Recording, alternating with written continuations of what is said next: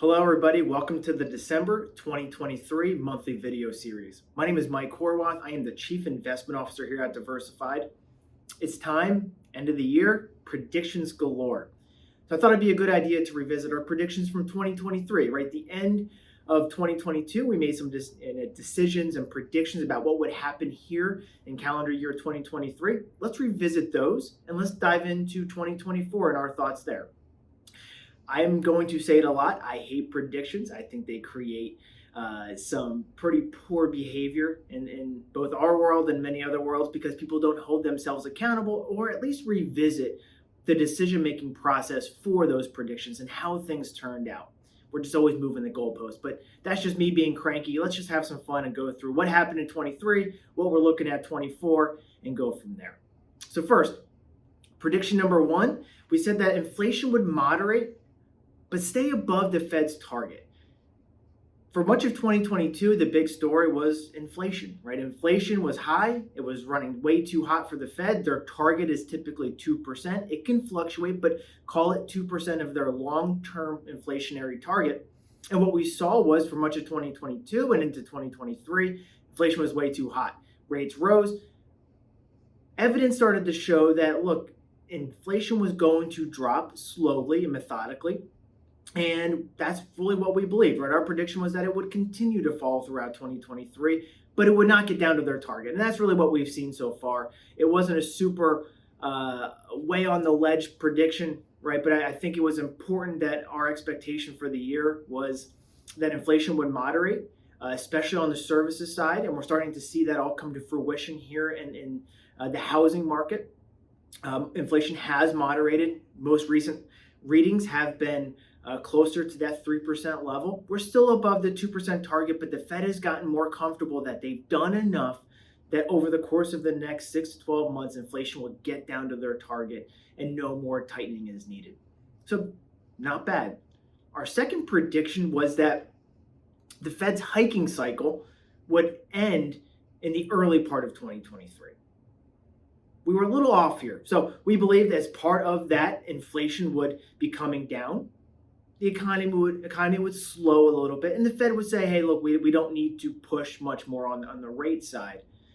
What we saw was the Fed raised rates a couple times during the year, and the last one being in July. So we were a little off on the timing. The Fed pushed it up to 5.25%, the short-term interest rate for markets. And then what we saw was that the Fed, since July, has just held rates steady. Right, and now expectations for 2024, and we'll talk about this shortly, are cuts. Right, I mean it is full-on pause mode for the Fed. They are not raising rates at this point. They're not expecting to need to raise more in 2024. Not bad on this prediction as well. Prediction number three was one that we got wrong. I think we underestimated, right, and I underestimated the strength of the consumer and the economy overall for 2023. My expectation was that growth would slow on the heels of especially higher rates. And while it wouldn't be a deep recession, it would just be a short, shallow, maybe technical recession where growth would slow. And what we've seen is that growth has remained quite resilient. Growth has not only been positive, it's been above the trend line of the 2% quarter over quarter long-term trend. We saw a number close to 5% here in the third quarter, and we expect more positive GDP growth here in Q4. We underestimated how strong the economy would be this year on the heels of a pretty strong GDP figure across both the consumers and businesses alike. So we were wrong here, right? Our prediction didn't come true. I think we can talk about 2024 and did some of the slowdown in growth get pushed from 2023 to 2024. The fourth prediction is unemployment would weaken, but wouldn't really rise much above 4%, especially above 4.5%, and nowhere near where we've been in historical recessionary environments. And candidly, this is part of the last point of the economy remaining strong has been, when we came into the year, unemployment was 3.5%, very, very strong. And while it's weakened some, and we're starting to see evidence that it's going to continue to weaken a little bit, we peaked at 3.9 during the year. During 2023, that's all we never got above 4%. We're actually back down to 3.7% on the unemployment rate. So unemployment has remained really, really low, which has been a really good positive piece for the growth part of the market, right? So GDP growth and consumer spending all tied together. But what we did see is that unemployment had weakened a little bit, but not nearly to the extent that you would be overly concerned, and like we have seen in other historical economic slowdowns. And then prediction number 5 was really our focus on bonds. I think a lot of investors wanted to give up on fixed income after 2022 when the bond market, the investment grade bond market, was down over 13% for calendar year 2022. Our thought and our belief and our prediction was that based on that sell-off and the repricing, that bond markets would bounce back pretty darn well. And up until October, candidly, it was quite choppy throughout the year. But then what we saw was that markets got comfortable with where the Fed was. Yields remained pretty darn strong, right above 5% from a lot of the bond market, right? So their income yield. And not only has that income yield pay off, now with yields falling, it means investors are willing to pay more and more. Prices have risen. So it's kind of the exact opposite scenario of what we saw in 2022. And we've seen bond markets now rise in the mid-single digits for the year. A nice bounce back year after a really, really rough 2022. And spoiler alert, I think we do expect that kind of going forward as well. So not bad for 2023. When we look at it, we say for the 5 predictions we felt really, really good about. We felt like we hit the nail on the head, and some of which were maybe not as far out in the ledges as some of the others would be. But the one that we were a little bit off on was the growth piece, which is turned out to be a good conversation for market participants, for unemployment, all those things combined. So 4 out of 5, certainly not unhappy with that. And now we turn our attention to 2024. What do we expect to happen there? One, we're going to take the low-hanging fruit here. Rates will get cut in 2024. I think a lot of investors have struggled with, is the Fed done? Well, I think if you look at what their expectation is, you look at where inflation is, you look at where growth is, I think it's safe to say, barring some sort of unexpected pop-up inflation, the Fed's done. Not only that, I think they have quite admitted directly that they've gone farther than they needed to go in an effort to try to slow the economy. Rates are likely to get cut in 2024. The question is, how much? The market right now is pricing in somewhere around 1.25%. The Fed, on their expectations, is somewhere around 0.75%. So the market's discounting that they're likely to cut more than what they are saying. We will see, but I think it's pretty safe to say our prediction would be that rates will get cut in 2024. Prediction number 2 ties back to the last prediction we went through from last year, is that the bond markets will continue to have respectable returns.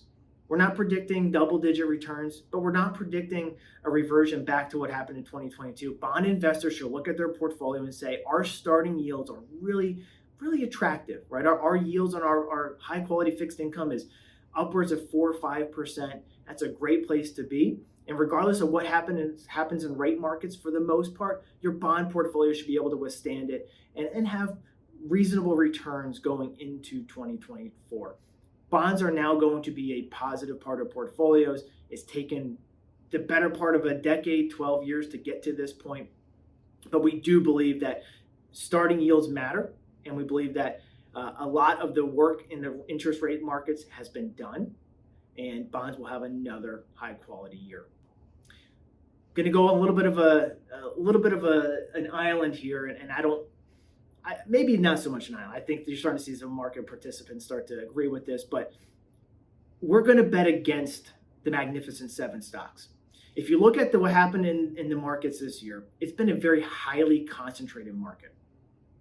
The 7 biggest companies in the U.S., the top 10 companies in the U.S. have driven most of the growth here in the U.S.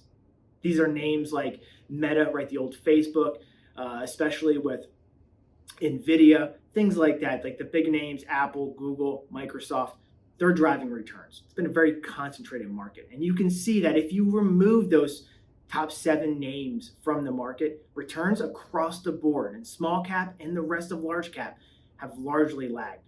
As we look forward, we do think that this is going to revert a little bit, and that in 2024, an equal weighted S&P 500 will outperform a cap weighted, right? And what we mean by that is if you, instead of taking the biggest names and weighting them the biggest, right, which is the traditional cap weighted method, if you equal weight them, which means you're weighting smaller companies higher than you normally would, that would outperform.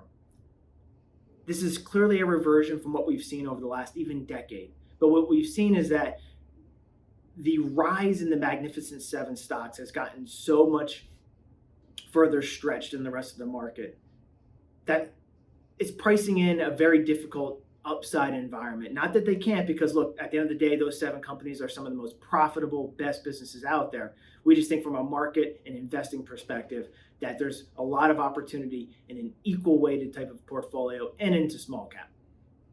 A little bit out on a ledge on that one, but I think we feel pretty strongly that it is time for the market breadth to expand beyond those top 10 names.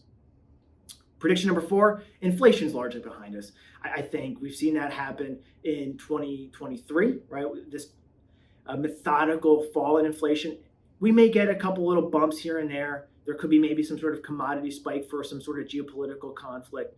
But largely what we've seen, and you're going to see it on the screen, is that goods inflation has virtually gone to zero. So goods inflation is no longer existent, and services, which have been really, really resilient, are going to be pulled back by now rents starting to get factored in.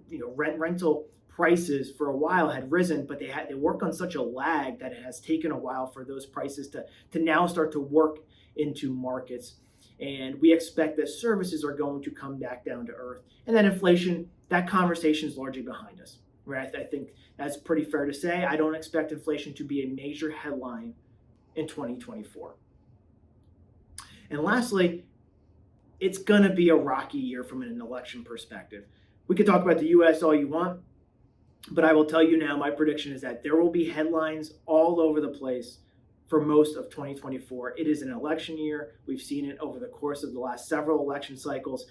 Headlines go crazy, people get emotional, and what you find is that you're going to start to see a lot of those emotions come out, especially from an economic and market perspective. At least that's tied to our world. Not only the U.S. has an election, but you're going to see a lot of major, both developed and developing economies are going to have major elections. Our prediction is naturally that you're going to see headline risk take off. Understandable, right? This has happened every single time. And our advice is going to be the same boring advice it's been for a long time. We have to check our emotions at the door.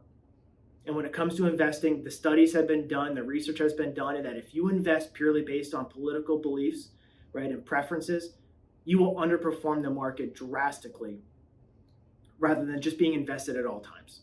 But headline risk is going to rise, and come end of 2024, it is likely that we're going to revisit this prediction and we're going to show a lot of these headlines and some of the crazy prognostications at the time. But that's my last prediction. It's less of a prediction, but more of a warning of what is about to happen in 2024. It naturally has what been happening the last several election cycles, where it has gotten hyper emotional and you start to see headlines go crazy. Investors start to make irrational decisions, and we want to get ahead of that and prepare ourselves for what could come ahead.